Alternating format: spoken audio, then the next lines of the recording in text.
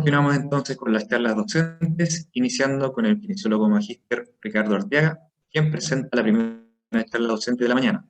Ricardo Arteaga es kinesiólogo licenciado de la Universidad de Chile, posee máster universitario en biomecánica clínica del aparato locomotor de la Universidad de Rovira y Virgili en España. Posee magíster en educación y formación universitaria en la Universidad San Sebastián. Diplomado en Fundamentos Psicológicos y Pedagógicos en Docencia Universitaria de la Universidad San Sebastián. Él nos presenta participación estudiantil hacia una formación integral.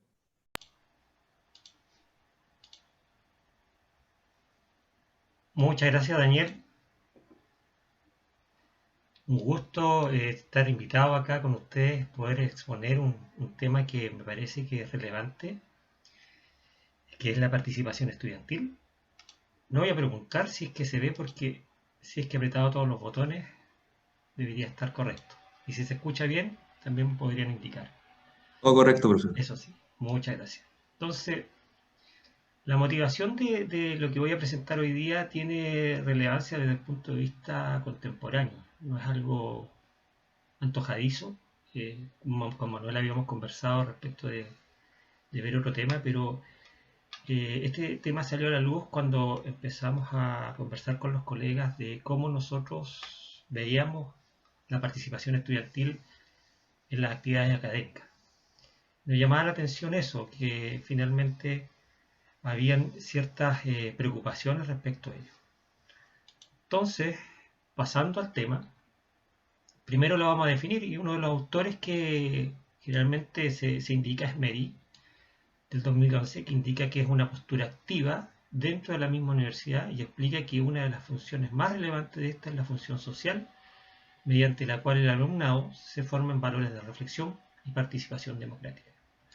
Esa es una definición que también otros autores aplican hacia la reflexión, hacia mecanismos o vías donde el estudiante se hace partícipe de la comunidad universitaria, ¿cierto?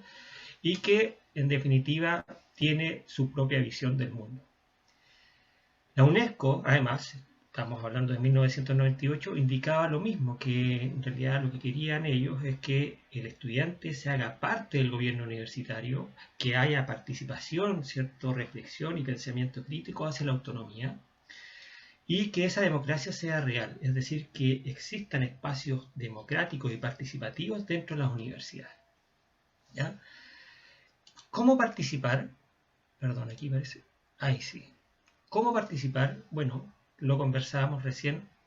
Tenemos la participación académica, que se refiere simplemente a la participación en el aula o en las prácticas profesionales o curriculares, ¿cierto? O en los proyectos de investigación seguido por un profesor.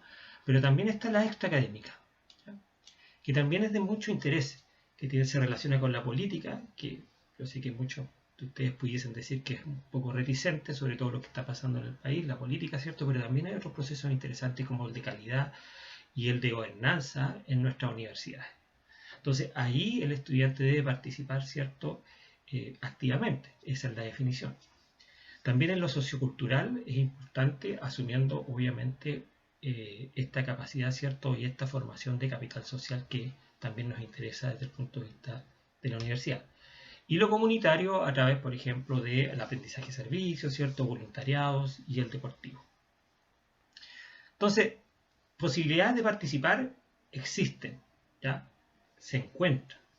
Eh, los servicios de la universidad, lo voy a llamar así, los servicios extra académicos de la universidad a través de las direcciones de asuntos estudiantiles, ¿cierto? De las oficinas asociadas al deporte, y etcétera, etcétera, hacen posible que esto ocurra, que el estudiante se involucre, ¿cierto? En la universidad y cree sentido de pertenencia.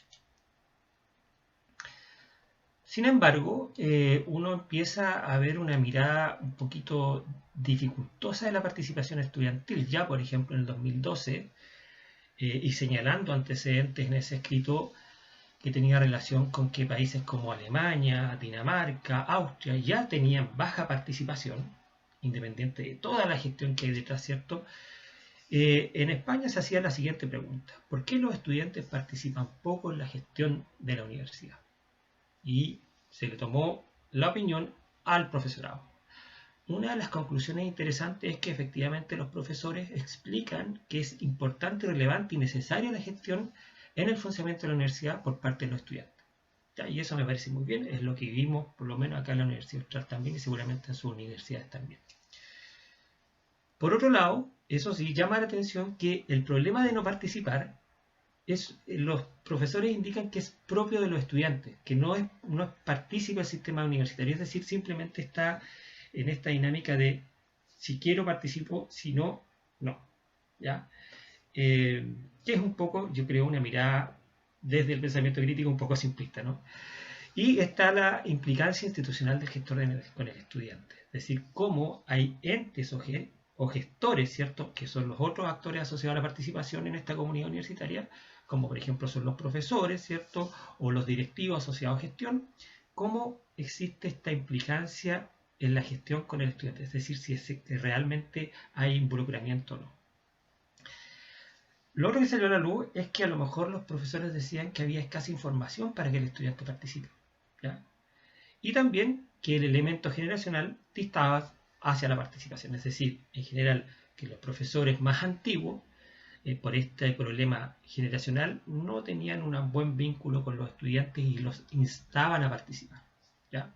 Aquí es bien interesante este punto porque hay otro estudio que explicaba que una de las alternativas o estrategias, ¿cierto?, era que profesores que tenían alta gestión, que eran participativos, ¿cierto?, optaban, ¿cierto?, a tener estudiantes los estudiantes optaban a tener ese vínculo con esos profesores independiente de la edad, ¿ya? Lo importante era que participaban, que tenían perfiles asociados, supongan ustedes, a participación en claustro, vuelvo a decir, participación activa en claustro, esos profesores, y eso se reflejaba y ayudaba también a los estudiantes. Siguiendo un poquito más ahora en un estudio con más fuerza el punto de vista del N, ¿cierto?, de la muestra, hay un estudio bien interesante asociado que es el proyecto TOIN, ¿ya? Tradition to Innovation in Teacher Training Institution, ¿ya?, en la cual se dio en la educación iberoamericana, ¿ya? No participó Chile. El N era de 13.939 estudiantes y la idea era describir, como indica ahí, la participación estudiantil en las instituciones de educación superior. ¿Ya? La relación en cómo ellos participaban, acuérdense de los modos o las formas de participación que ya nombramos, ¿cierto? Y las principales variables sociodemográficas que tenían que ver con el sexo, ¿cierto? Variables asociadas a si estaban ocupados o no, de sus trabajos y un largo, etc. Las conclusiones más o menos similares: bajos niveles de participación, apatía representativa, con bajos niveles de gobernanza y en diseño de políticas universitarias. Y planteaba nuevamente, que es un planteamiento, como les digo yo, desde la UNESCO, se va a estar trabajando para ello, y desde Bolonia, que es un desafío aún para las instituciones universitarias. En este mismo ejercicio también se sacaron estos datos, ¿ya?, pero esto asociado a la gobernanza propiamente tal. Y una de las dificultades que se veían es que el estudiante, el escenario donde se encuentra el estudiante participativo, el que quiere participar, también tiene barreras importantes en el sistema. Una, porque posiblemente no esté normado.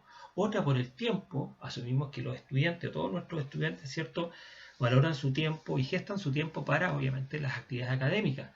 Y no sé si el sistema le da espacio suficiente para reflexionar respecto a lo que es la importancia de la gobernanza, ¿cierto?, en un sistema universitario. Por lo tanto, hablaban de que el tiempo era una dificultad.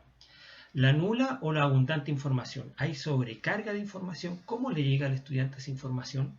¿El correo es lo mejor o es la mejor medio para que esa información llegue? También se puede conversar ahí de eso.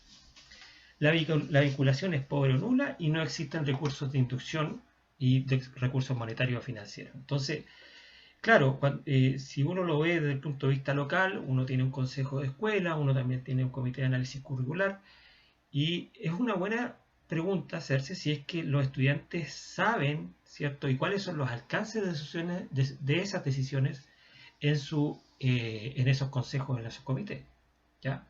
Y creo que falta una inducción ahí. Entonces, la pregunta que viene ahora es si la participación estudiantil es un proceso simple o no.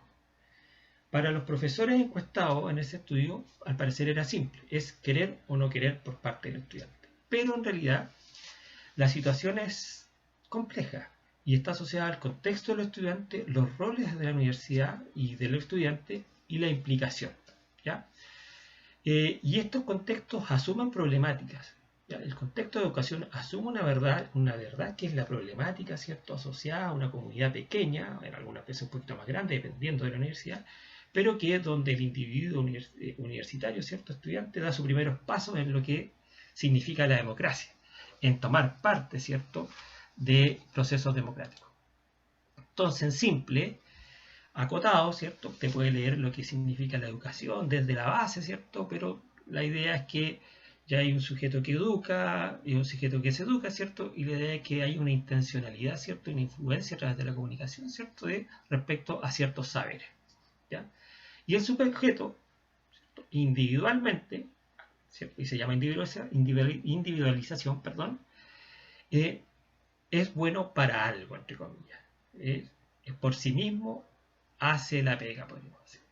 Y desde la socialización significa que el individuo es aceptado y es un aporte para la sociedad, ¿ya? Y ahí está nuevamente, ¿cierto?, lo que nosotros hablábamos desde el punto de vista de la función social que tiene la universidad. Sí, eh, escuché a un estudiante decirlo, sí, no solamente somos competencias específicas, sino también somos ciudadanos, ¿cierto?, que tenemos que tener una visión relevante e importante de lo que ocurre en nuestra sociedad. Ya, preparamos ciudadanos finalmente. Entonces, claro, si lo vemos desde el punto de vista de la educación y cultura y vemos ciertas problemáticas, uno pudiese preguntarse, y se ve en las comunidades universitarias, ¿qué pasa con la hegemonía? ¿Por qué estamos estudiando esto, lo que decía Freire, ¿cierto? ¿Por qué queremos estudiar esto? ¿O alguien pretende que nosotros estudiemos este tipo de modelos de competencia? A lo mejor podrían haber otros. O cuando habla de la educación y la cultura y cómo éstas se imbrican, ¿cierto?, para que de alguna otra forma exista un resultado o un producto de. O como de Sousa hablaba de la descolonizar el saber y revertir el poder, es decir, cómo estos saberes formales, ¿cierto?, de la universidad se entremezclan también con los saberes asociados a la comunidad y a la cultura misma. Si no le gusta esto, porque son de alguna otra forma problemáticas asociadas a cómo nosotros podemos instar a los estudiantes a tener temáticas que les interesen, vámonos hacia la kinesiología. Bonita la diapositiva, pero intenta explicar algo que es bien interesante y que tiene que ver con lo que nos está pasando en la kinesiología, esta transformación innovadora, repentina que estaba sufriendo la kinesiología y que va corriendo, volando, ¿cierto?, con varios importantes temas como las políticas públicas. Recuerde, por ejemplo, usted el código sanitario o los ámbitos de realización o los intrusismos, es decir, por qué el kinesiólogo debe estar en gestión, en educación, en investigación, o también en la ciencia de la salud y también hacerse cargo de lo disciplinar, o los factores contextuales que están asociados a los métodos de intervención, ¿cierto?, y que usted mismo es parte de ellos. El razonamiento, si es que, por ejemplo, con nuestros estudiantes que vienen de la secundaria, ¿cierto?, vienen del liceo o de los colegios, tienen capacidades de razonamiento, argumentación, ¿cierto?, y debate. O el modelo educativo en que está inserto usted, ¿cierto?, y que de alguna forma se transfiere a la trinchera que es el aula, si es que realmente ese modelo educativo que está viviendo en su universidad es el que realmente se le está dando, se está indicando en un papel. ¿Y qué decir de los paradigmas disciplinares, ¿cierto?, que hemos pasado desde la patokinesiología, ¿cierto?, pasando de función-disfunción, ¿cierto?, aguchones, y etcétera, etcétera, etcétera. Entonces, la forma de participar tiene que ver también con lo que nosotros pretendemos que nuestros estudiantes deben saber. Es decir, posiblemente como formadores es una obligación que nosotros integremos, ¿cierto?, de alguna forma estas temáticas, ya sea en lo académico como también lo extraacadémico. Y claro, desde ese punto de vista, el rol de la universidad del estudiante debe saber también, y la pregunta va de nuevo, si es que se hace cargo la universidad del modelo centrado en el estudiante. Aquí es un rol para ambos dos, es como para sintetizar. Es decir, es una diapositiva que habla más que nada de cómo, ya sea la universidad y el estudiante, tienen que tener un rol activo y gestor respecto a su formación, ¿ya? A la participación, a que esto realmente sea una cultura democrática y participativa. Porque en realidad la universidad no es el edificio, no es el edificio alto, ¿cierto? La estructura que esté brillante, los baños que estén esplendorosos, sino es la conformación de un espacio donde se debatan ideas, ¿ya? Y donde las relaciones interpersonales, ya sea profesor, estudiante, tutor, estudiante, estudiante y estudiante, algo así como la teoría de conectividad social de Bandura, ¿cierto? Tenga una relación en el crecimiento y desarrollo de las personas, ¿cierto? Y tenga capacidad en la toma de decisiones. Bien interesante entonces cuando hablamos de que la participación es relevante también porque hace que los estudiantes se impliquen, ¿ya? Es una implicación, es un concepto que sale y que tiene relación con la motivación, que es lo que mueve al estudiante. Es interesante porque uno pudiese decir, bueno, estamos en una cátedra de kinesiología, ¿cierto? Y la participación es baja, pero el estudiante está estudiando kinesiología. ¿Qué otras cosas mueven al estudiante? El estudiante hace voluntariado, el estudiante hace otras actividades extraprogramáticas o extraacadémicas que lo ayuden en su desarrollo personal, a ser ciudadano, por ejemplo. La percepción la percepción de utilidad, que tiene relación con que si eso es lo que mueve al estudiante, para él determina un cierto grado, valga la redundancia, de utilidad. ¿Ya? Y la cultura participativa, que yo creo que no la voy a describir porque creo que está claro que va para dónde va, ¿cierto? En los espacios asociados a la toma de decisiones, ¿cierto? Todo eso. Pero la implicación es un término, diría yo, un isomorfismo que viene prácticamente de lo empresarial, no precisamente de lo educativo. Y tiene que ver con esto. Es ponerse la camiseta. Y lo hemos escuchado justamente en el trabajo, es que ese individuo se pone, el trabajador se pone la camiseta, ¿cierto? Etcétera, etcétera. Iba a colocar una camiseta de otro equipo, pero pensé que esto nos iba a aunar a todos. Y es porque, claro, la idea es que todos sintamos en nuestras universidades o donde nos involucremos, donde nos impliquemos, el compromiso, que es el engagement student, que hablan los gringos, ¿cierto? Y que tiene que ver con cómo yo tengo un sentido de pertenencia. ¿Ya? Invierto mi tiempo y mi energía porque yo tengo una identidad, ¿cierto? Psicológica asociada a mi universidad, a mis ideas que yo tengo, ¿cierto? Y estoy empoderado para hacerlo en cualquier parte, ¿cierto? Ya sea dentro de la universidad como también a través de la vinculación con el medio. Entonces, si el estudiante siente que el espacio es propio, la participación, según los estudios, es prácticamente casi segura. ¿Ya? Falta solamente impulsar.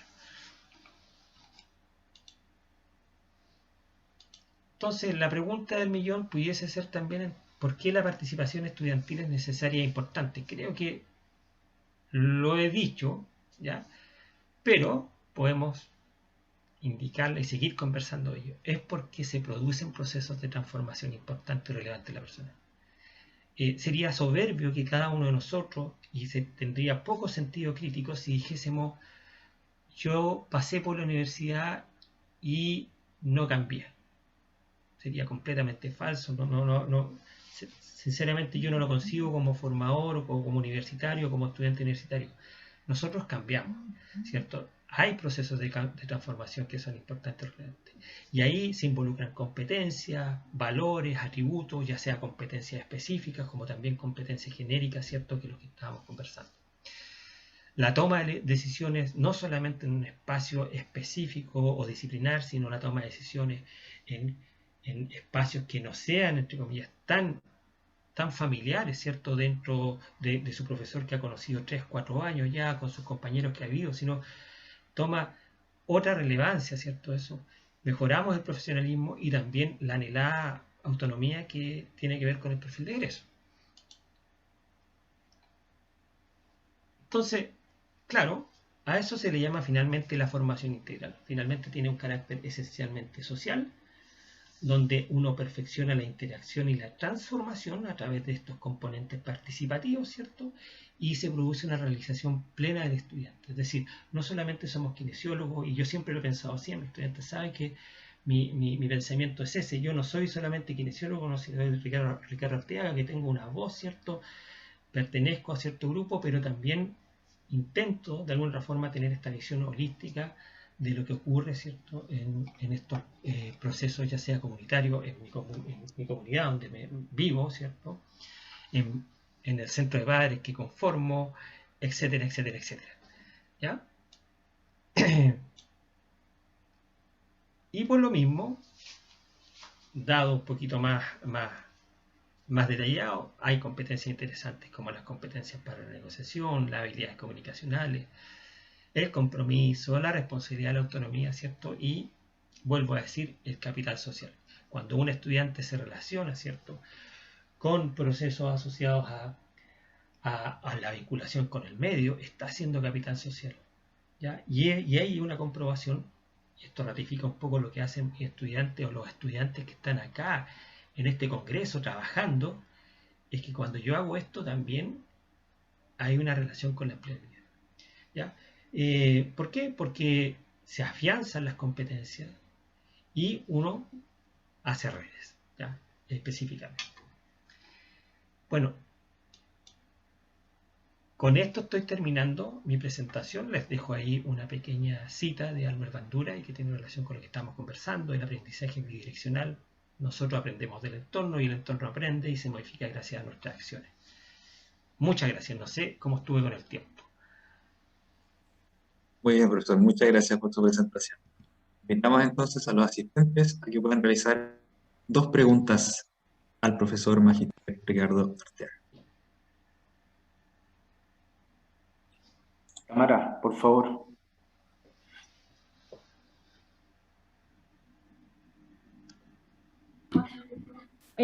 Hola, profe. Muchas gracias Hola. por su presentación. Más que pregunta, en realidad, solamente agradecerle, decirle que esta presentación que acaba de hacer es un reflejo de todo lo que usted entrega, todo lo que ha dicho durante sus años y los que me ha tocado ver pasar. Así que muchas gracias. Encuentro que es mencionado y invitar siempre a los estudiantes a que hagan precisamente eso, que sean estudiantes, que formen universidad, que vean instancias donde puedan realizar alguna actividad y más que dedicarse solamente a su carrera y solamente a los libros, se den cuenta que la universidad es mucho más grande. Y como usted bien dice, muchas veces son estas instancias, o ya cuando estamos muy grandes, que recién nos empezamos a interesar en estos temas, pero debería ser desde más pequeñito, ojalá, del colegio. Entonces, si eso no lo tuvieron de más chiquitos, que ahora nunca es tarde para involucrarse, que es como lo más primordial, encuentro también en esta institución que es la universidad. Así que muchas gracias, profe, muy interesante su presentación y es un reflejo de lo que usted ha dicho durante este tiempo. Así que muchas gracias. Gracias, Tamara. En realidad, qué bueno que se notó la coherencia. Ricardo, Manuel. muchas gracias por participar en Condel y por el tiempo que nos está acompañando y el apoyo, ¿cierto?, desde la dirección de escuela. Mostraste, o tu foco fue el estudiante, ¿cierto? Pero hoy día hay un fuerte reflejo de la sociedad y yo creo que los profesores tampoco estamos exentos de esta mirada que tú planteabas. ¿Pudiste indagar también en aquello, ¿cierto? O cómo tú visualizas eso desde el punto de vista de los pares que somos nosotros? Sí, una buena pregunta. En general los estudios se centran prácticamente a lo estudiantil, asumiendo la formación. Pero sí, por ejemplo, dentro de ello, como lo que te comentaba, era que en general hay una apatía ciertamente de la sociedad completa. ¿Ya? Y dentro de ello los profesores, y de hecho dentro de alguna estrategia asociada para mejorar la participación estudiantil, se hacía notar es que una estrategia válida y que era importante es que se escogiera de los pocos profesores que eran participativos a los más participativos en cargos que son fundamentales. Por ejemplo, en cargos de gestión, en cargos de vinculación con el medio, ¿ya? Y eso primordialmente. Entonces, dentro de los ejercicios que yo pude leer, era era interesante lo que te comentaba, que en general uno como gestor debiese promover a que el profesor, que en general es activo en los claustros, es activo haciendo actividades, que tiene esta relación con los estudiantes, tenga estos cargos de vinculación con el medio, porque de alguna otra forma tiene este impulso.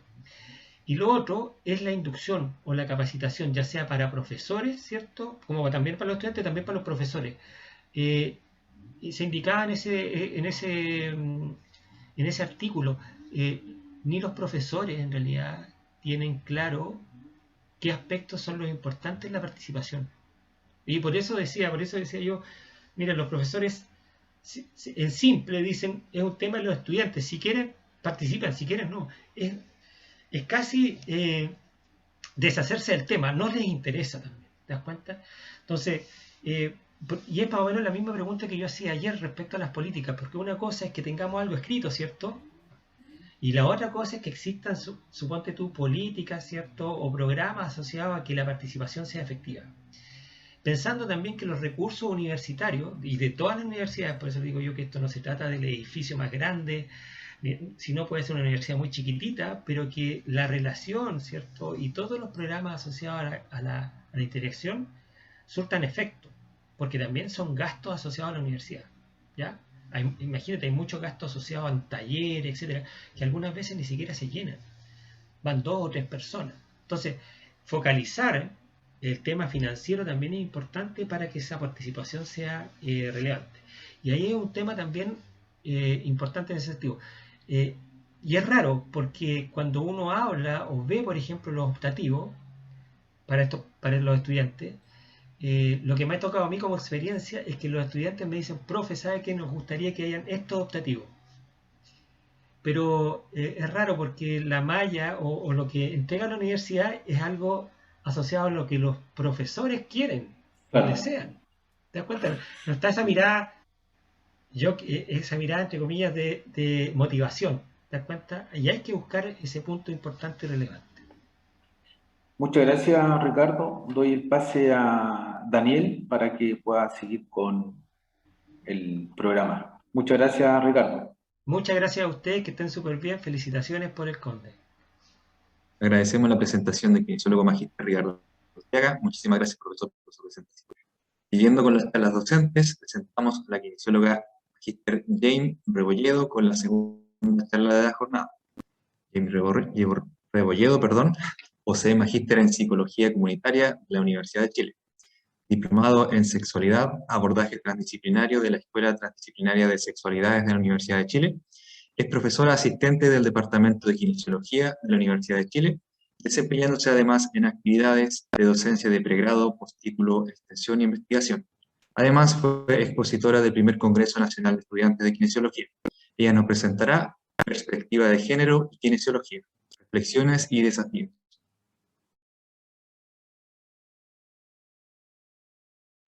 Gracias, Daniel, creo que entendí tu nombre, ¿no? Locutor. Sí. Gracias. Bien. Bueno, agradezco mucho la invitación. Como Daniel decía por ahí, participé en el primero de estas versiones cuando era estudiante. Además de darme cuenta de que han pasado los años, un agrado que mantengan esta tradición de la escuela o del departamento. Bueno, además de lo que dijo Daniel sobre mí, quería contarles que participo en la Comisión de Derechos Humanos del Colegio de Kinesiólogos de Chile, y creo que es un tema relevante, un poco conectándonos con la presentación anterior, de cómo vamos participando en los diversos espacios que tenemos como profesionales ahora en este ámbito, ¿no? Así que invitarles también a participar de ese espacio, hacerlo parte de sus ideales, de sus sueños, que nos permite dialogar e ir mirando la diversidad también que podemos encontrar en nuestra profesión.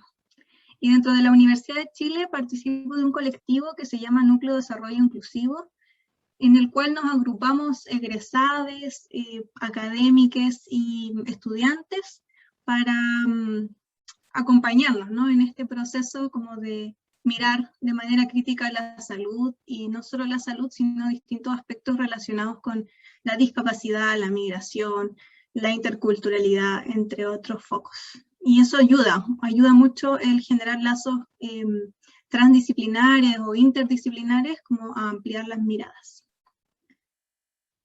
Bueno, lo que quiero presentar ahora, y espero como ajustarme bien a los tiempos, es por qué mirar la kinesiología desde una perspectiva de género. ¿Sí? Para eso les voy a contar un poco de esta trayectoria personal que he tenido, de qué es la perspectiva de género, para que tengamos más o menos una propuesta común, ejemplos de la kinesiología y desafíos que podemos tomar desde ahí para una práctica basada en derechos humanos, que finalmente es como el foco o lo que uno espera. Esto para nada es algo acabado, ¿ya? Yo siempre que me invitan a presentar al respecto, creo que esto es un ejercicio que yo voy haciendo como en la práctica, e incluso agradezco estas presentaciones porque me ayudan a mirarme más aún, y es algo que está en construcción. Bueno, desde que era estudiante tenía mucho interés en la salud pública, y uno a veces pareciera como que fome la salud pública, es como el área menos valorada de la formación, es como mucho más entretenido lo clínico muchas veces, ¿sí? Pero a mí me gustaba, y eso llevó a que en mi tercer año, cuando estaba en el 2011, además que fue un año marcado por el movimiento estudiantil, hicimos una ayudantía con un grupo de colegas, con el profesor Mauro Tamayo, que a lo mejor a algunas personas les suena porque él es alcalde y sale o salía harto en las noticias. Así que bueno, con él, que es kinesiólogo y alcalde de una comuna acá en la región metropolitana, hicimos una investigación sobre el GES de artrosis. Y lo llevé a este congreso a presentar, que además me permitió conocer Valdivia, conocer también a los motivadas estudiantes en ese tiempo, así que feliz de esa experiencia. Y siempre fue mi inquietud comprender la salud desde una mirada social. Y es por eso que me gustaba mucho salud pública y los ramos de salud pública. Al final uno llega a participar en otras cosas porque hay un profesor o una profesora que te motiva, que te llama la atención, y que si ofrece otras oportunidades como las ayudantías o otros espacios de actividades, uno ahí engancha y se da los tiempos y todos los demás. Bueno, y por mi trayectoria personal, además soy feminista, he participado también de esas comunidades, y los distintos feminismos, porque el feminismo no es solo uno, son varios, y esta visión de los derechos humanos me han invitado a mirar, ¿cierto?, con otras miradas, con alternativas a las que la universidad me entregó. Y yo en mi ejercicio profesional y en mi desarrollo en este camino que elegí, que es la academia, busco, ¿cierto?, mirar con estos lentes los distintos fenómenos a los que nos enfrentamos, ya sea esto la docencia, las actividades de extensión, ¿sí? Entonces como que por ahí va más o menos por qué llegué a esto. Contarles que la perspectiva de género, para que lo entendamos un poco en un lenguaje común para quienes no se ubican, los feminismos instalan los problemas de las mujeres que vienen desde mucho tiempo atrás, incluso antes, desde que se identifica la primera ola del feminismo sufragista. Así que es cuando mujeres en todo el mundo, principalmente en países desarrollados, pero también llega después a Latinoamérica, exigen el derecho a voto. ¿Ya? Eso es como que se entiende que esa es la primera ola del feminismo. Pero desde mucho antes hay otro tipo de registros que dan cuenta de el malestar, podríamos llamarle, que generan estas diferencias sociales para las mujeres. Ahora, cuando estos feminismos se empiezan a sentar y a aceptar en el mundo político, se acuña este concepto de la perspectiva de género. ¿Sí? Entonces, algo que es común que encontremos en las políticas públicas, los derechos humanos hablan de la equidad de género o de la igualdad de género, ¿cierto? Como en términos más políticamente correctos, diría yo. porque mucho tiempo hablar de feminismo era como si uno estuviera hablando horrores. Hoy en día es mucho más fácil incluso declararse feminista en un espacio hasta bien visto, creo yo. Bueno, entonces, ¿qué es la perspectiva de género? ¿Cómo la vamos a entender?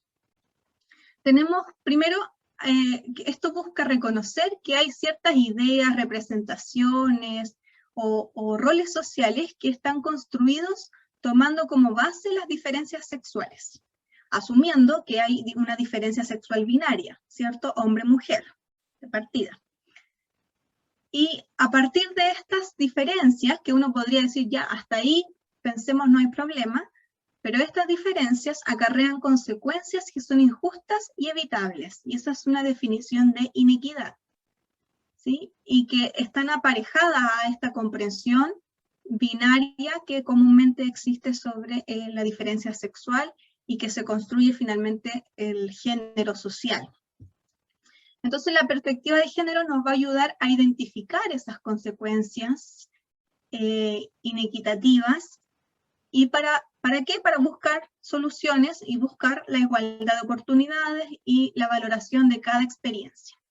Entonces hoy usamos la perspectiva de género en términos de salud pública para hablar de esas diferencias de relaciones de poder que generan discriminación y exclusión. Y ojo que no solo en términos de hombre y mujer o en términos de identidades de género, sino también las feministas negras en Estados Unidos aportan intelectual y políticamente el concepto de interseccionalidad. Y desde ese concepto también podemos mirar cómo se entrecruzan distintos ejes de opresión o de dominación que finalmente van a impactar en la experiencia de las personas y por supuesto que en su salud. Solo si podemos eliminar estos tratos discriminatorios a cualquier grupo, vamos a lograr un desarrollo equitativo, democrático y sostenible, que es lo que apunta a cualquier política pública, al menos en lo declarativo. Y si pensamos en la kinesiología, ¿en qué lugar podemos mirar la kinesiología con perspectiva de género? Yo creo que en muchos, ¿ya? Pero he seleccionado algunos de ellos como para dar algunas ideas. A mí me gustaría como no ocupar todo mi tiempo en la presentación para que después podamos también ustedes contarme si lo han pensado, si creen que esto lo pueden llevar a sus prácticas, las experiencias que tengan hasta ahora. Bueno, primero cuando miramos la salud desde los determinantes sociales de la salud, que es un principio orientador de la política pública en Chile en materia de atención primaria, por ejemplo, y de salud en general, el género es un determinante social de la salud. Por tanto, por acá debiéramos preguntarnos, ¿no? ¿Por qué, como presentaba la compañera, la última de las presentaciones, Gabriela, ¿por qué las mujeres presentan más tendinitis, más artrosis, más problemas musculoesqueléticos? ¿Por qué tienen más patologías crónicas como la diabetes, la hipertensión? ¿Qué hacemos con eso en la clínica? ¿Es un dato? ¿Cómo lo utilizamos para la rehabilitación, para la promoción, para la prevención? ¿Qué hacer con eso? También nosotros trabajamos mucho en relación a la situación de dependencia, ya sea de personas mayores o de algunas personas con discapacidad que se encuentran además en situación de dependencia, y los cuidados, que comúnmente son ejercidos por mujeres. Entonces también aquí, a mí este es un tema que me apasiona mucho, y más adelante traigo algunas otras láminas para profundizar. Sin duda que trabajamos con el cuerpo, pero no solo con nuestro cuerpo, también con el cuerpo de otros. Y ahí tenemos que repensar, ¿cierto?, los patrones que a veces traemos de idealidad, de normalidad, cómo replantearnos estos ideales que van a normar nuestra atención. Y sin duda que aquí hay un ejercicio como bastante crítico, que no solamente tiene que ver con los estándares de belleza, sino también la noción de rehabilitación sobre la discapacidad, por ejemplo. Y aquí, bueno, quienes siguen activistas con discapacidad, hay bastante movimiento asociado como a que la rehabilitación sea una opción y no como que la gente tenga que rehabilitarse como para ser considerada apta para participar de la sociedad, ¿no? La rehabilitación es como un camino, la meta es otra, y en esa rehabilitación ahí debe haber diversidades de cuerpos, diversidades de formas. Bueno, sin duda que una perspectiva de género en la formación profesional, en el quehacer profesional, nos va a ayudar a prevenir situaciones de acoso o de violencia. Y tanto en las prácticas que nosotras tenemos como clínicas, como entre pares, como con las personas que se atienden en la clínica. Y establecer espacios seguros para todas las personas. Veía en el programa que en la mañana presentó un colega sobre la experiencia de atención de personas de la comunidad LGBTQ, y sin duda que ahí hay un tema, ¿no? Porque cuando estas personas no son acogidas en espacios seguros, pasamos acá al tema de los determinantes. Se ven excluidas por un sistema de salud y por tanto su experiencia de salud puede ser mucho más desfavorable en relación a la población en general. Así que estas son mis ideas generales de cómo mirar la kinesiología con perspectiva de género y qué hacer, qué avanzar en eso. Para profundizar un poco más en el tema de los cuidados, traje este gráfico que es de un estudio que hace una cooperativa de economía feminista, y este estudio en realidad era para hablar de la crisis de pensiones. Pero sirve para reflexionar en torno a lo que quiero mostrarles. Este gráfico está elaborado a partir de los datos de la Encuesta Nacional de Uso del Tiempo Libre del 2015, o sea, no considera los cambios que han habido con la pandemia. Como pueden ver, se muestran, ¿cierto?, las barras por rango etario de cada 5 años, para mostrar las horas que dedican las mujeres, en este caso, al trabajo no remunerado, que son las barras que están en oscuro, y las que se dedican al trabajo remunerado, ¿sí?, que son las que están en claro.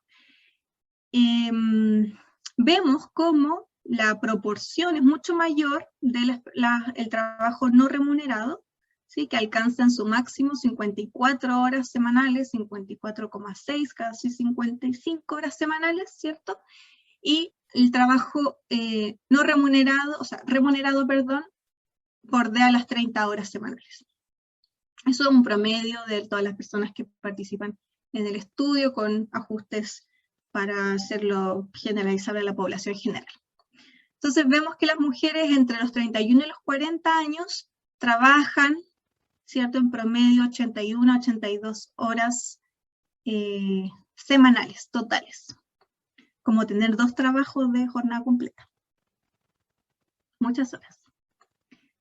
Si vemos el gráfico de los hombres, por ejemplo, el trabajo no remunerado también está presente, pero en una proporción que es distinta, ¿sí? Acá pareciera que el trabajo remunerado, sobre todo en las edades medias, tiene la mayor proporción.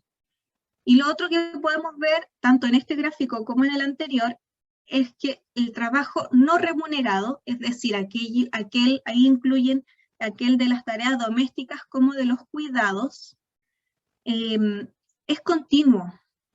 ¿Sí? Acá, en este caso, los hombres comienzan con su trabajo a los 15 años, 13 horas de trabajo, casi 14 horas de trabajo no remunerado, y terminan a los 80 con 17 horas, 18 horas, ¿sí? Y más o menos es continuo.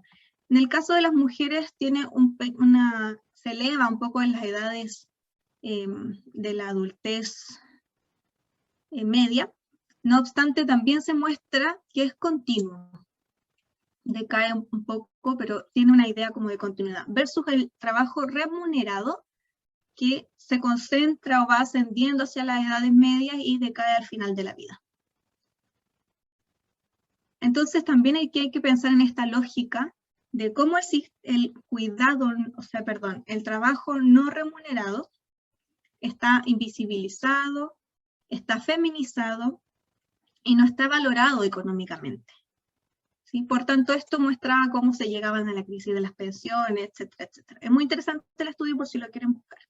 Pero yo aquí traigo estos gráficos un poco para contarles que cuando hice este ejercicio y se lo presenté a otros colegas, comentábamos como las repercusiones que esto tiene para la clínica. Y un colega decía que él trabajaba en mutualidad, y cuando les preguntaba a las mujeres trabajadoras de trabajo remunerados si podían mejorar o agregar a sus hábitos, ¿cierto?, de actividad física, 20 minutos después del trabajo para caminar, andar bicicleta o hacer alguna actividad que redujera el sedentarismo con el que viven. Y si él hacía el ejercicio de comparar las respuestas, ejercicio, digamos, diario, clínico, no un ejercicio investigativo, las mujeres comúnmente dicen que no pueden. No, es que ¿quién va a buscar a los niños? ¿O quién va a comprar?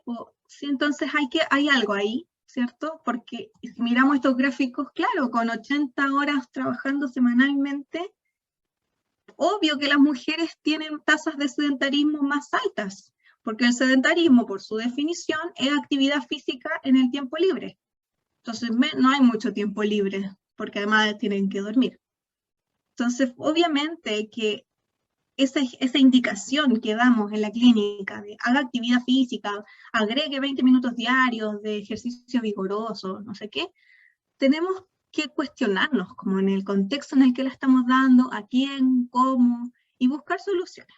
¿Ya? No tengo la respuesta, pero sí la inquietud, y se las quiero compartir. Ya más centrada en el tema del cuidado de personas con dependencia, aquí, porque también nos toca un trabajo cercano ahí, señalar la falta de tiempo. Todos los estudios muestran que las cuidadoras tienen falta de tiempo personal, falta de tiempo para atender sus necesidades de salud, falta de tiempo para mantener relaciones sociales con otras personas. Es un trabajo que no está valorado socialmente, o sea, no tiene un estatus social, como si las profesiones o las ocupaciones. Y además no está remunerado. ¿Existe algún programa ministerial que entrega un estipendio, que es una palabra que se utiliza como para esta retribución económica, pero que no cubre nada significativamente? Además debemos recordar que la violencia intrafamiliar o la violencia de género existe desde que las familias son familias. Y muchas personas que nosotros vamos a atender, y familia o núcleos familiares que vamos a recibir, han vivido, tienen historias de violencia, y también hay ejercicios de violencia actual. Y la perspectiva de género nos permitiría comprender un poco más este fenómeno y también conocer las redes a las cuales podemos actuar. Porque es muy importante ahí romper los círculos de silencio y los círculos de violencia. Y las sobrecargas que genera el cuidado, tanto emocionales como físicas, que yo creo que es uno de los aspectos en que más se ha hecho cargo el sistema de salud, con los talleres, con el cuidado de los cuidadores, entre otras cosas. Nos quedan como desafíos comprender sobre corresponsabilidad y cómo promoverla. Yo creo que hoy en día muchas de las nuevas generaciones y también colegas o personas que son padres han aprendido mucho más por disfrutar un poco la crianza también, ¿no? La corresponsabilidad en ese sentido. La pandemia también nos ha mostrado lo complejo que es la consolidación no es la palabra, como las tensiones que se producen entre el cuidado doméstico, entre el trabajo doméstico y el trabajo productivo en el ámbito privado, en el ámbito público. Bueno, hay que avanzar ahí, hay que avanzar en la corresponsabilidad y cómo nosotros como profesionales que damos indicaciones, recomendaciones, que tenemos una relación de poder, como que a veces queremos hacerla horizontal, pero siempre va a haber una jerarquía. Tenemos que cuidar bien cómo apuntamos hacia esos consejos y cómo avanzamos. Comprender la sobrecarga o la carga histórica que tiene el trabajo doméstico y de cuidado y las desventajas que ha tenido para las mujeres. O sea, cuando las personas, las cuidadoras, a veces uno le ofrece alternativas, muchas veces no quieren, ¿no? Porque esa cuidadora no lo hace igual que yo, o no, es que mi hijo no va a saber hacer esto, y yo nomás sé cómo moverlo, cómo cuidarlo. Eso es un ejercicio de aprendizaje, es una socialización histórica que tienen las mujeres en torno a que son las preparadas para cuidar.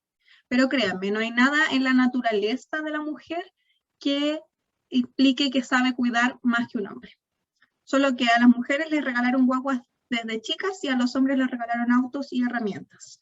¿Sí? Entonces hoy nos cuestionamos esas cosas porque generan esto a largo plazo.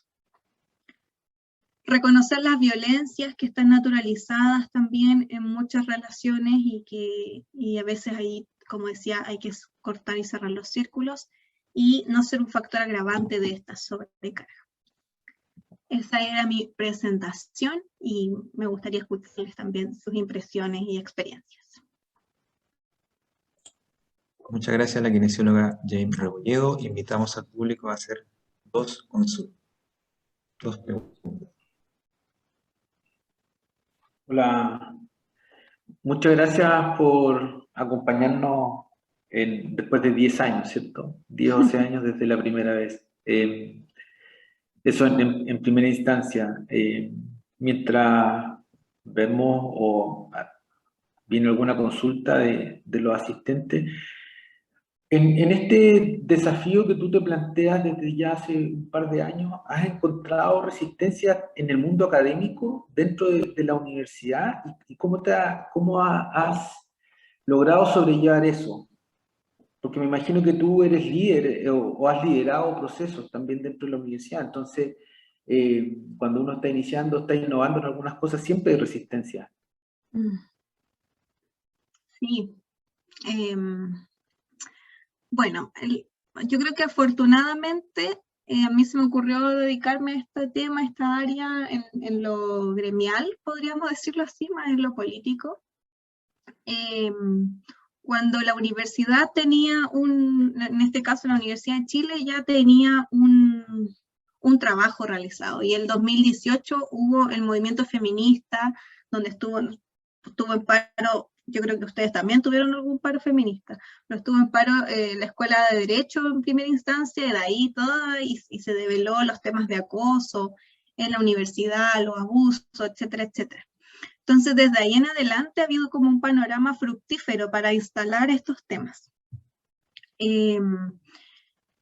Yo creo que lo que más cuesta, porque hay mucha gente que en realidad como por desconocimiento, dice como, mira, no, como que nunca me lo había planteado, no me lo había cuestionado, pero sí tiene lógica. Lo que más cuesta es cuando creemos que el instalar una perspectiva de género en tus análisis clínicos y profesionales implica discriminar positivamente a la mujer, o a las mujeres, para no esencializar. Entonces, cuando entendemos eso, es como machismos versus embrismos, ahí como que la gente se pierde y en realidad ahí cuesta mucho más como lograr entender. Pero en el mundo académico propiamente tal, ha sido fácil porque además mis círculos académicos, por fortuna, están como en la misma línea. Y en el ámbito gremial yo creo que lo hemos instalado desde empezar a reflexionar, empezar a mirar a propósito también de las cosas que han pasado, porque el año pasado o este año, ya no me acuerdo bien, hubieron como 2 o 3 casos emblemáticos de acoso sexual de colegas que, haciendo uso como de su rol profesional, mal uso de su rol profesional, abusaron sexualmente o acosaron sexualmente a jugadoras de fútbol. Hay un caso también de un colega en Viña. Entonces, ahí como que remece un poco a la profesión, y nosotras como hemos trabajado un poco en instalar el tema y decir, mira, esto se podría prevenir si hacemos esto, si nos formamos, entre otras cosas. Muchas gracias. Muchas gracias. Pregunta, Manuel. Muchas gracias a la profesora Jane Rebolledo por la presentación. Gracias, profesor, por la pregunta, y continuaremos con las presentaciones. Siguiendo entonces con las charlas docentes, presentamos al kinesiólogo doctor Máximo Escobar con la tercera charla de la jornada. El doctor Máximo Escobar, es kinesiólogo de la Pontificia Universidad Católica de Chile, licenciado en kinesiología de la Universidad Católica del Maule, magíster en kinesiología de la Universidad Católica del Maule también, y es doctor en educación de la Universidad del Biobío. Ha realizado diversas publicaciones en revistas científicas de prestigio, como la Revista de Kinesiología, Revista Chilena de Pediatría, Revista Ciencia y Salud, entre muchas otras. Él nos presentará la última charla de la jornada, el conflicto formativo entre los kinesiólogos chilenos. Buenas tardes. Quisiera saber si la pantalla se observa la presentación, dado que no puedo verlo de acá. Todo correcto, doctor. Bien. Muchas gracias por la presentación. Ha sido intenso este proceso de escucha que he venido desarrollando en esta mañana, decía, y sobre todo también pensando en los 10º Congreso de Estudiantes de esta escuela maravillosa que siempre a mí me trae a colación este concepto que tiene la Universidad Austral de que la libertad se conquista. Voy a hacer una presentación que favorablemente me permite estar en sintonía, creo, con lo que se ha venido tratando, a partir de información que he obtenido de una encuesta que presentamos en el Encuentro Latinoamericano de Kinesiólogos en agosto recién pasado. Voy a tomar algunas ideas de la discusión que tenemos en la Asociación Chilena de Educación en Kinesiología y también agregando parte de lo que ha sido un proceso formativo en el área de la educación.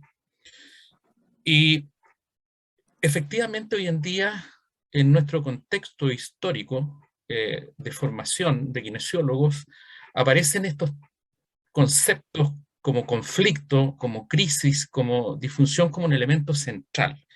Y eso hay que entenderlo evidentemente que producto de una multiplicidad de variables.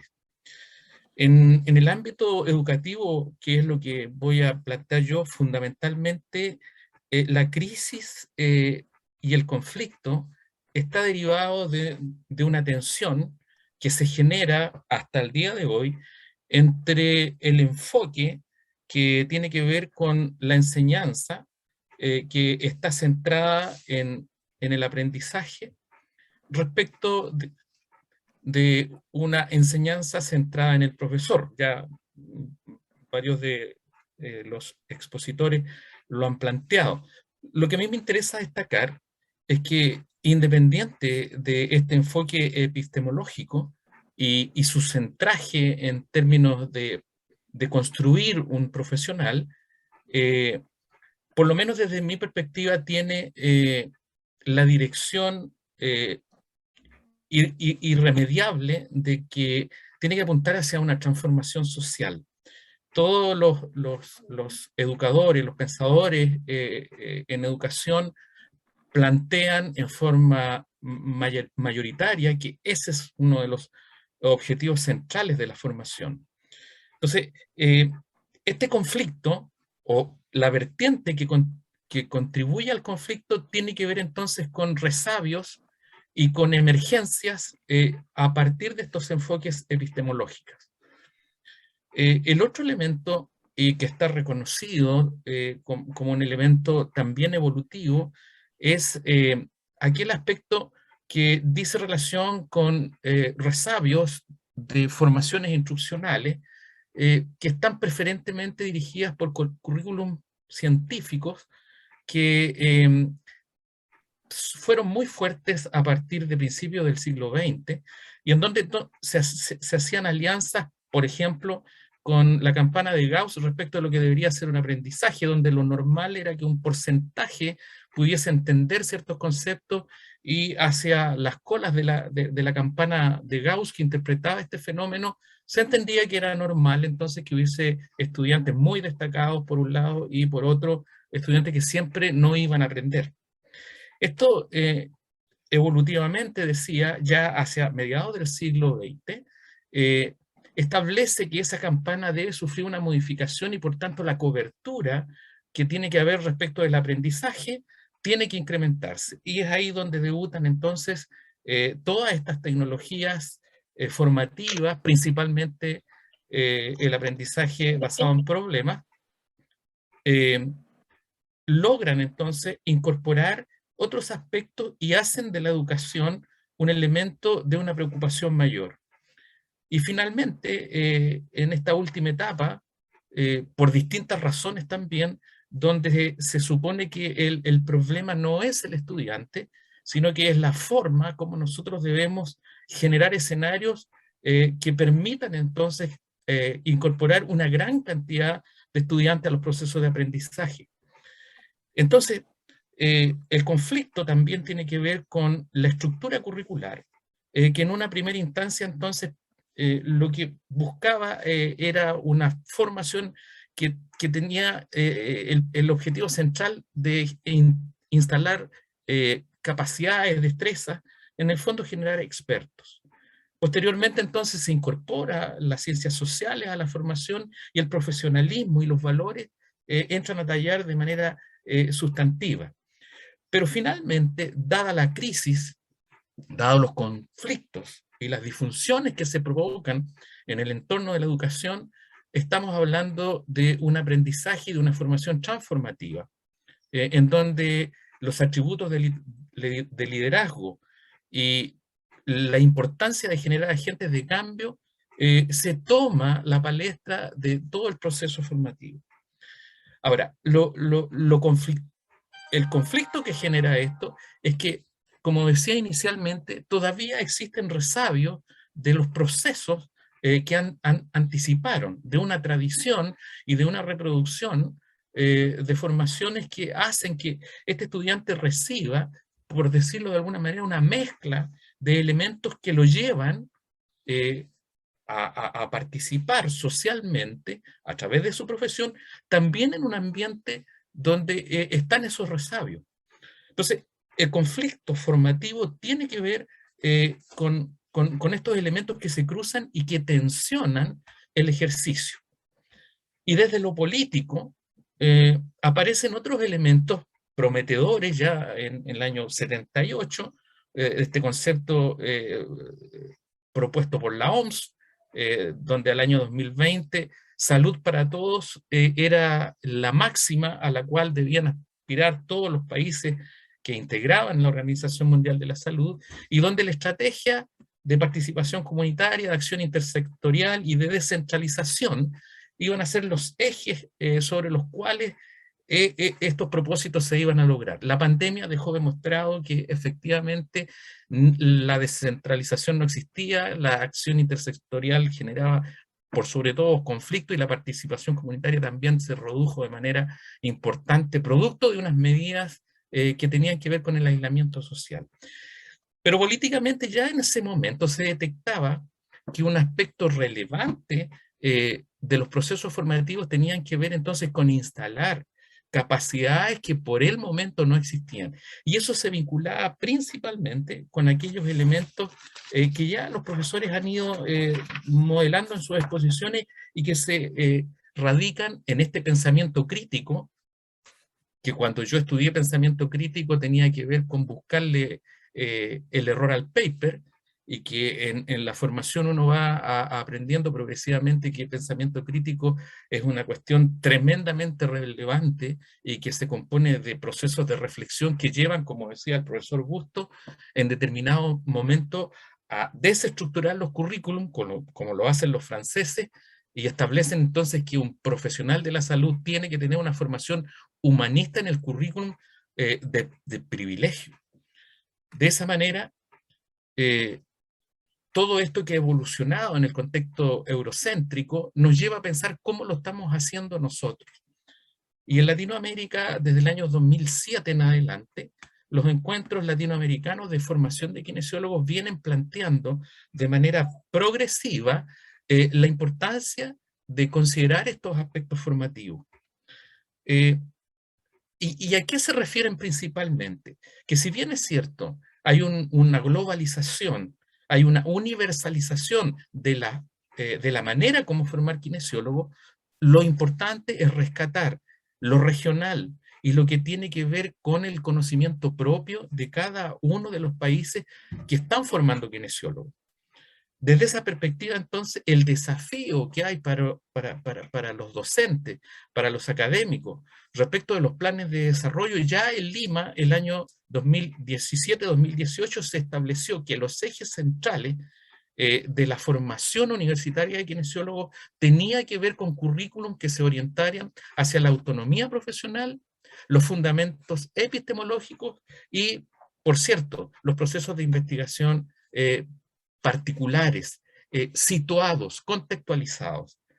En esos desafíos de autonomía, de búsqueda epistemológica y de investigación pertinente, es que entonces nosotros constatamos que los referentes en relación a la formación de kinesiólogos en Latinoamérica, tanto en lo que son los referentes teóricos, los referentes disciplinares, los referentes profesionales, inclusive los referentes que tienen que ver con la formación propiamente tal, tienen de alguna manera una tremenda influencia dada por la globalización, dada por el concepto eurocéntrico de lo que es la formación de un profesional kinesiólogo. Y por lo tanto, estamos en presencia también en esta área de una cierta colonización, y que en los momentos históricos que hoy día vivimos nos llevan a cuestionarlos, a ver qué tanta influencia deben tener estos aspectos en cada una de las escuelas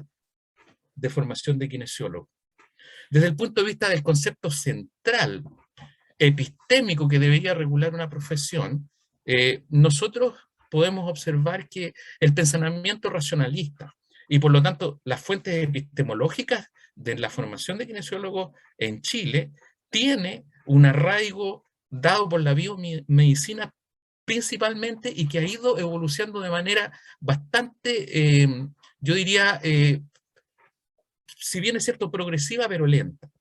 Y en ese aspecto, al mirar simplemente los currículum de la formación de kinesiólogos en Chile, vamos a encontrar que este pensamiento crítico empieza a ser una necesidad fundamental.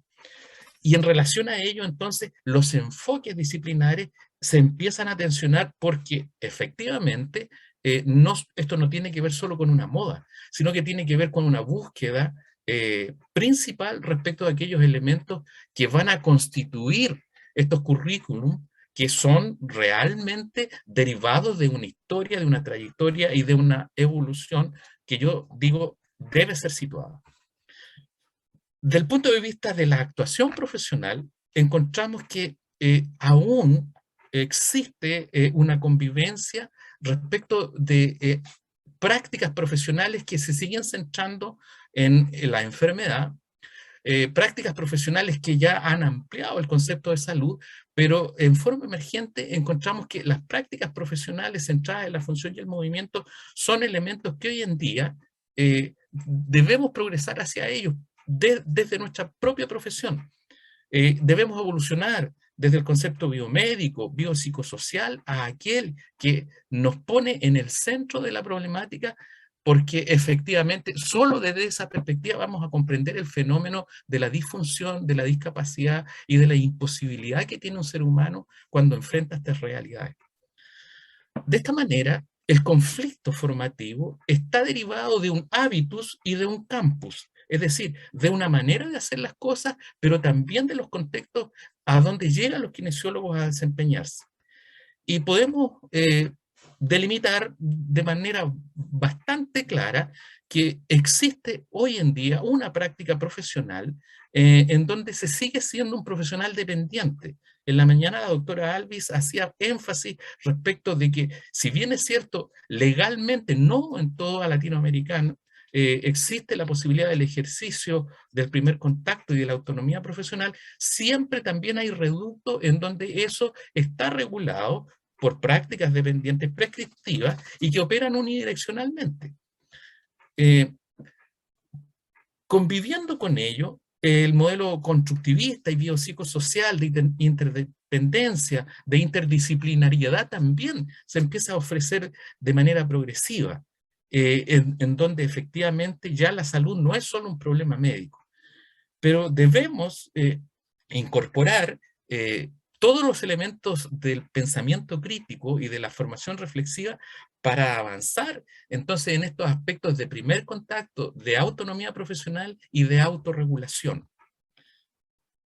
Sin lugar a dudas que el tema del conflicto, de la disfunción o de la crisis no es un tema que se esté dando estrictamente hoy en día, pero particularmente la disfunción en la formación es un tema que desde mi perspectiva de estudio convive y está permanentemente presente no solo en los discursos, sino que en las reacciones que hay en relación a las problemáticas que vamos teniendo los kinesiólogos.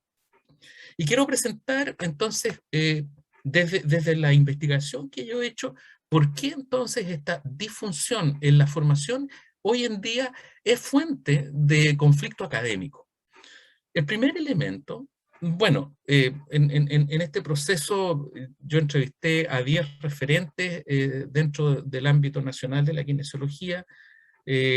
Son 8 grupos focales que hice en 4 universidades, también acreditadas del país, 4 de estudiantes, 4 de profesores, y también una encuesta que se realizó a 101 kinesiólogos.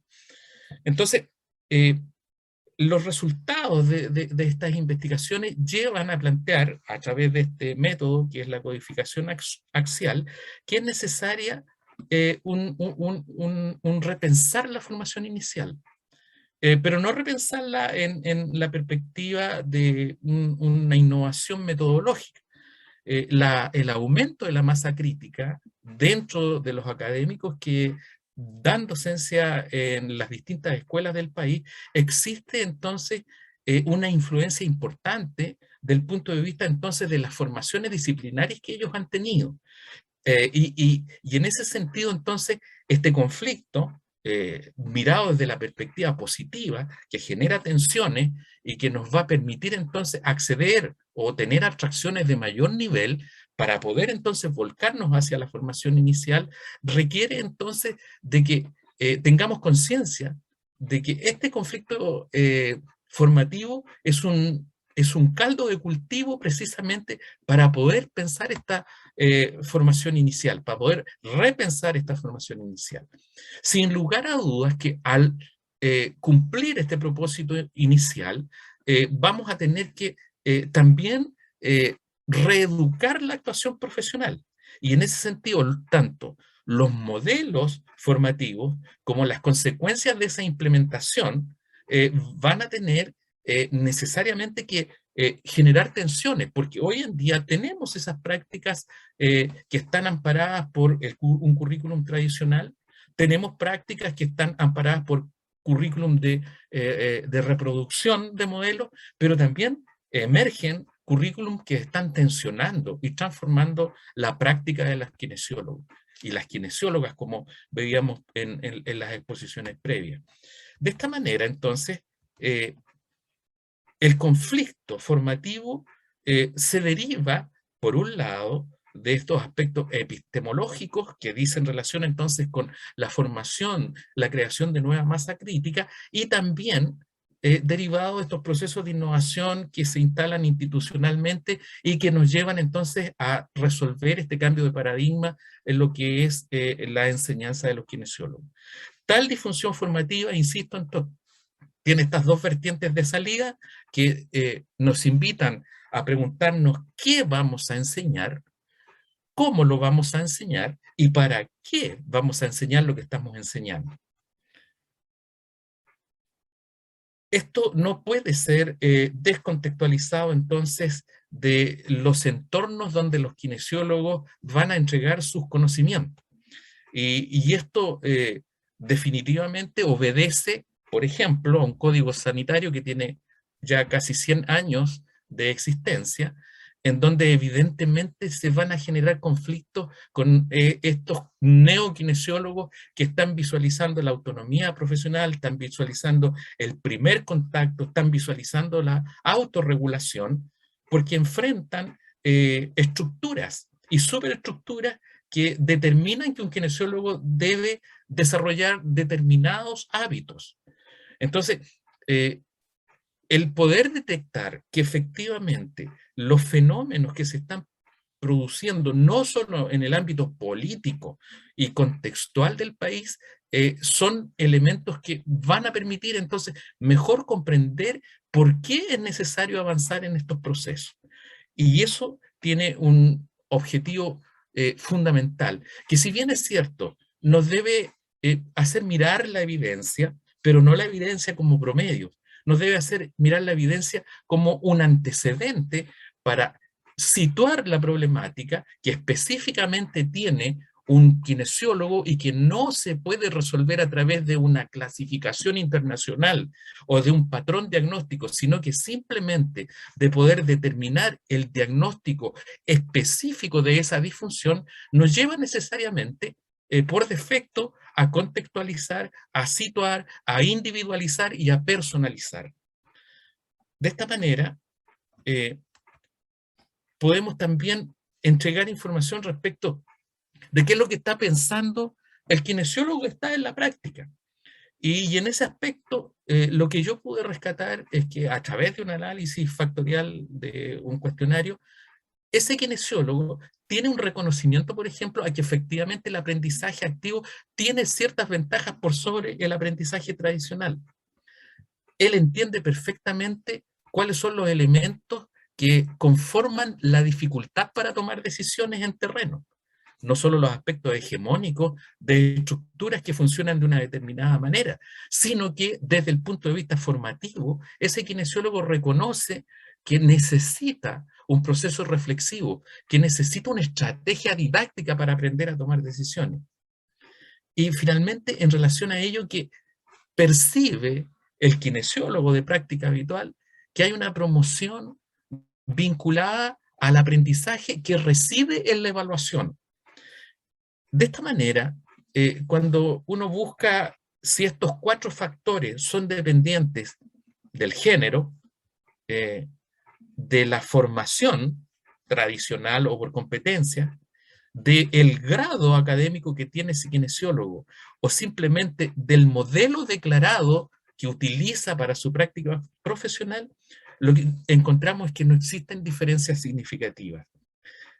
Se me criticó en este estudio que era raro que no existieran diferencias de género respecto entonces de estos factores que tienen que ver con constatar que el conflicto, constatar que existe una disfunción formativa, no pudiese estarse develando en el género que sí tenía elementos de sobra para poder haber detectado este aspecto.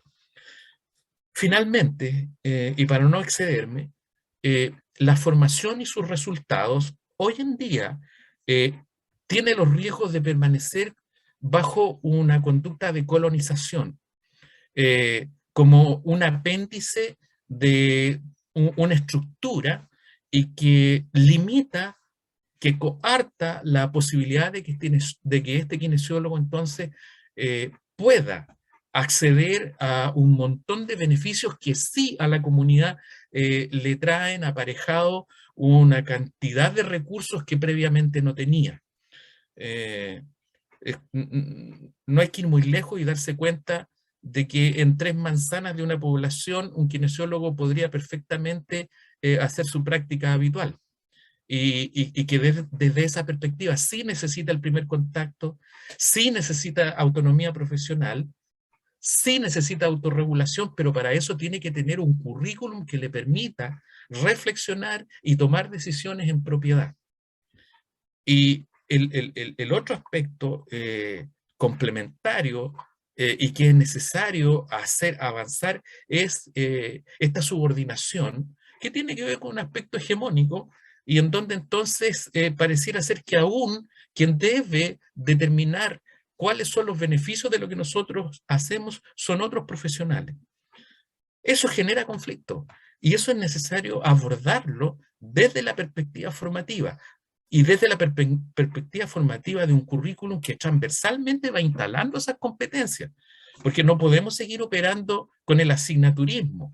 Le falta una visión de género al kinesiólogo, armemos una asignatura de género. No, le falta aprendizaje de razonamiento a un kinesiólogo, pongamos una asignatura de razonamiento. Tampoco. Aquí son procesos transversales que el currículum debe dar cuenta longitudinalmente y permanentemente de estos aspectos que incorporan la realidad que se está planteando en estos momentos históricos. En ese sentido, tomarme de 3 elementos que provienen de la filosofía intercultural y que establece que tenemos que tener un celo permanente por el cultivo de aquellos conocimientos que son propios. En esto quiero ser tal vez peyorativo, pero la manipulación de las extremidades como concepto axialmente está instalado 600 años antes de Cristo en nuestra tierra, Pehuenche.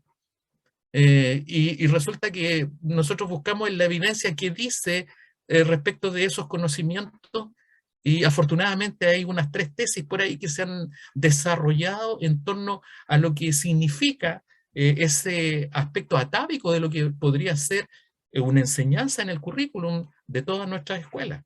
Entonces, develar el concepto de función axialmente es un elemento central que los kinesiólogos y los formadores de kinesiólogos tienen que identificar. Tenemos que también privilegiar aquellos elementos del conocimiento propio, no solo privilegiarlos, sino que cuidarlos y desarrollarlos. Porque forman parte entonces de esta filosofía que rescata el aprendizaje de toda la trayectoria de un pueblo como el nuestro. Y finalmente, identificar en cada oportunidad, en cada momento que enfrente un kinesiólogo aspectos de la dominación que le impiden entregar a una población su conocimiento, su habilidad y sus actitudes. Entonces estos tiempos, si bien es cierto, conflictúan la formación también de los kinesiólogos, ya no solo con el concepto de diagnosticar, que era algo que hace 20 años atrás asustaba en todo lo que tenía que ver con el proceso formativo. Hoy en día se generan condiciones objetivas para que esta crisis, para que esta disfunción del currículum, para que este conflicto formativo tenga una buena resolución. Y no son los estudiantes quienes se van a alejar de este momento histórico. Los estudiantes son los que van a tener que resolver estos problemas en 5, en 10 años más. Y por lo tanto, como John Dewey señala, no podemos seguir formando a kinesiólogos con metodologías amparadas en la tradición y en la reproducción. Tenemos que acercarnos a las metodologías transgresoras y a los procesos formativos que tienen por finalidad transformar la realidad. Y en ese sentido, entonces, quitarle la gravedad que uno pudiese ver al concepto de conflicto, al concepto de crisis, y mirarlos entonces como la frase tan recurrida del vaso medio lleno, pero eso implica que al interior de las aulas, que al interior de las unidades de kinesiología y que al interior de las escuelas de kinesiología, este pensamiento crítico se haga carne, que se asuman estas tensiones y que se resuelvan situadamente, contextualizadamente. Eso es lo que yo quería comunicarles en estos 20 minutos, estimados oyentes de este maravilloso Congreso Nacional de Estudiantes de Kinesiología. Muchas gracias, doctor Escobar, por su importante presentación. Y en este momento invitamos a nuestros asistentes a comenzar la ronda de preguntas dirigidas al doctor Máximo Escobar. Muchas gracias, Máximo. Habrán pasado 8 o 7 años desde la última vez que estuviste en Context, ¿cierto? Así que muchas gracias por estar nuevamente en este espacio que al cumplir los 10 años es un momento muy significativo para toda la comunidad Context. Desde los asistentes, los estudiantes, pasados distintos decanos, directores de escuela. Así que hay mucha gente involucrada. Yo el otro día sacaba el número, son más de entre 2.000 y 3.000 personas las que han estado vinculadas al Congreso a lo largo de sus 10 años. Vi que ahí está su cámara encendida, tanto de Jaime como de Ricardo. No sé si tiene alguna consulta o alguien del público. Yo quisiera partir con con algo muy global y en honor al tiempo también. Yo veo un conflicto, por un lado, o tú algo lo mencionaste también en las presentaciones, uno que es la globalización, y que la globalización nos lleva, ¿cierto?, hacia un eje quizás común, donde no permite y no respeta, ¿cierto?, esa identidad que tú propones, y que también todos reconocemos que debiese ser. Y por otro lado, está la desunión o quizás el desalineamiento entre el gremio, la academia, las distintas universidades, los distintos modelos paradigmáticos que tú mencionaste. Entonces, ¿cómo visualizas tú en una perspectiva el resultado de este escenario? Mira, yo creo que uno tiene que abrirse definitivamente a los cambios. Yo convivo en un ambiente donde tengo una hija antropóloga, una hija kinesióloga, una hija que está estudiando psicología, y por lo tanto, cuando James hablaba, yo he tenido que sufrir cambios tremendos en todo este proceso, y he tenido que reinventarme y reconstruirme. Yo estudié ciencia positivista y biológica hasta hace 6 años atrás, y creo que la solución está en esto de escuchar y de ver, porque uno es básicamente lo que lo forma, se expresa a través de esos elementos el discurso. Y en la medida que va incorporando mayor aprendizaje, los discursos también se van modificando. Si nosotros como kinesiólogos no nos abrimos a toda esta corriente maravillosa, escuchaba a Luciano en la mañana con esas reseñas textuales en donde develaba todo un patrón tradicional de comportamiento, y que todos sabemos que puede llegar incluso a ser mucho más agudo. Si nosotros no nos abrimos a todo esto que está pasando, creo que no estamos siendo académicos, que no estamos siendo conscientes de estas realidades que nos están cruzando. Y por eso este conflicto debemos mirarlo desde la perspectiva de una resolución, teniendo en consideración que uno puede haber cometido errores, que las profesiones podemos haber cometido algunos errores también, y que es necesario avanzar en aquellas cosas y en otras hay que ser valiente, porque también hay que romper y correr fronteras. Entonces, yo pienso que la apertura de la cabeza es una cuestión fundamental, y en eso los chiquillos yo creo que también tienen un rol que cumplir. Porque como decía James también, este tema del tiempo, Mujica también lo planteaba en algún momento, estamos presos de este oro del tiempo que nos impide reflexionar. En la medida que abramos esa ventana o esa puerta a estas situaciones reflexivas, territoriales, nacionales, gremiales, académicas, en el aula, creo que podemos estar contribuyendo a participar históricamente del rol que nos corresponde, porque aquí todos tenemos un rol correspondiente a la etapa en que nos corresponde vivir. Y desde esa perspectiva yo creo que tenemos que plantearnos. Sin duda que es una cuestión tremenda, pero también es tremendamente interesante el poder hacerlo.